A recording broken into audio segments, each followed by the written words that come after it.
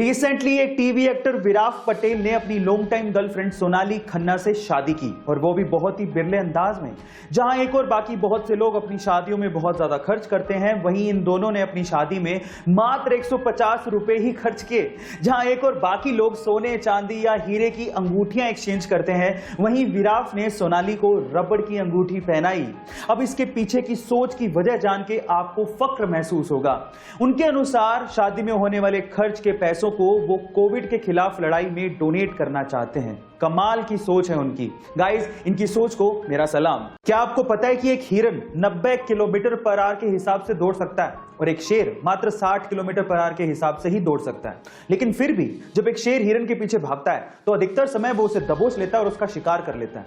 क्या इसके पीछे का रीजन जानते हैं? इसके पीछे एक साइकोलॉजिकल रीजन है और रीजन ये है कि हिरन को ये लगता है कि वो शेर से बहुत कमजोर है और इसी खौफ की वजह से और अपनी काबिलियत पे शक करने की वजह से वो बार बार पीछे मुड़ के देखता है और उसी वजह से उसकी रफ्तार और उसका हौसला कमजोर होते चले जाते हैं और वो शेर का शिकार बन जाता है। इससे ये सीखने को मिलता है कि आप अपने लक्ष्य पर अडिग रहें और पीछे मुड़ के कभी ना देखें। कोई आप पे यकीन करे ना करे, आपको अपने आप पे यकीन जरूर होना चाहिए। आपको ये सुन के कैसा लगा चैट सेक्शन पे जरूर लिखेगा। अमीर लोग हमेशा बड़ा सोचते हैं और इसी वजह से वो और भी अमीर होते चले जाते हैं। कैसे? मैं आपको बताता हूं। एक बार किसी ने रतन टाटा जी से पूछा कि अगर अभी आपको BMW खरीदनी हो तो आपको कितना समय लगेगा? तो रतन टाटा जी ने जवाब दिया 5 साल। तो उस बंदे ने कहा कि 5 साल? आप तो इतने बड़े बिजनेसमैन हैं, मैंने तो सोचा कि आप चुटकियों में खरीद लेंगे, तो 5 साल कैसे?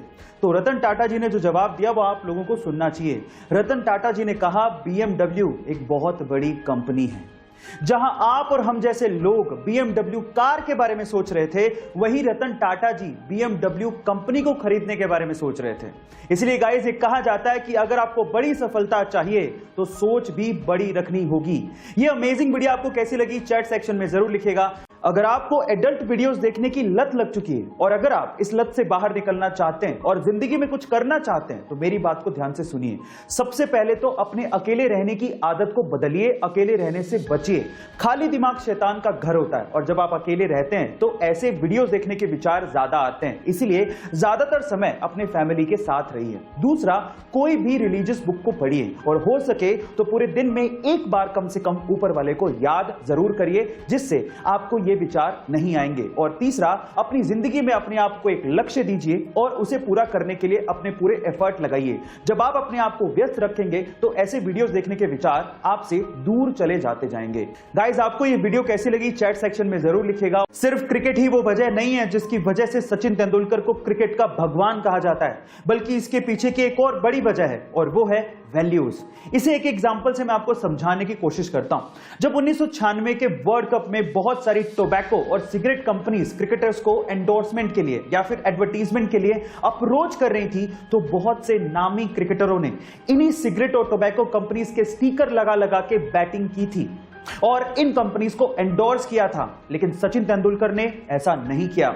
उन्होंने बैट पर बिना स्टिकर लगाए क्रिकेट खेला, लेकिन इन कंपनीज को कभी भी प्रमोट नहीं किया। उन्होंने पब्लिकली हमेशा यह बोला कि मैं कभी भी टोबैको कंपनीज और शराब की कंपनियों को एंडोर्स नहीं करूंगा। इसे ही कहते हैं वैल्यू और इसी वजह से सचिन तेंदुलकर को क्रिकेट का भगवान कहा जाता है। गाइस, आपको ये इंफॉर्मेशन कैसी लगी चैट सेक्शन में जरूर लिखिएगा और ऐसी वीडियो के लिए YouTube पे हमारे चैनल को सब्सक्राइब कर लीजिएगा, वीडियो को शेयर करिएगा और लाइक करना मत भूलिएगा। मिलते हैं वीडियो में।